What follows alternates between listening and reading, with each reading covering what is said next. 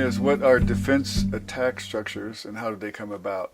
Well, we think right off the bat, we think of things like claws and teeth, possibly even venom, stingers such as on scorpions, maybe the stinger and a manta ray, for example. There's all sorts of various things, various toxins and poisons that animals produce. For example, the gland behind the knee in the duck-billed platypus is a poison gland, the only one in a mammal, and then injected by a spur on the heel of the duck-billed platypus. So there's lots of things around that are defense or attack structures.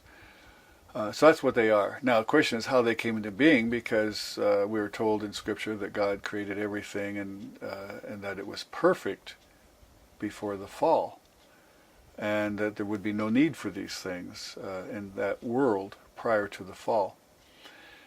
So the two possible explanations is that the genetic information, the genes for these structures, were in the animals and or plants, because plants make toxins as well and have various protective structures, and that those genes were not activated until after the fall, or that these various either chemicals or structures had different purposes and were used for those benign purposes prior to the fall, but then when the fall occurred, there was alteration to these chemicals or structures, and they acquired new uses.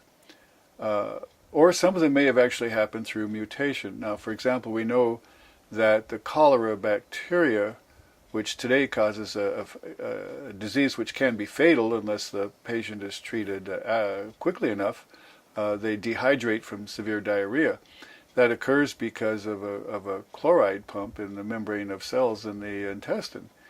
Well, we also know that the bacteria that have that didn't originally have that. They acquired that characteristic because of a mutation, because of a change that occurred.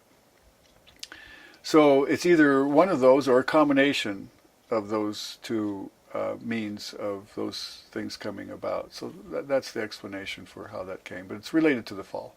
When I refer to the fall, I'm talking about the fall of mankind, which means the event which occurred when Adam and Eve disobeyed in the Garden of Eden, and then God carried out the promise that he had made that death would occur and things would change, and all of the universe was affected, as stated in Romans 8:22, that the whole creation groans and suffers.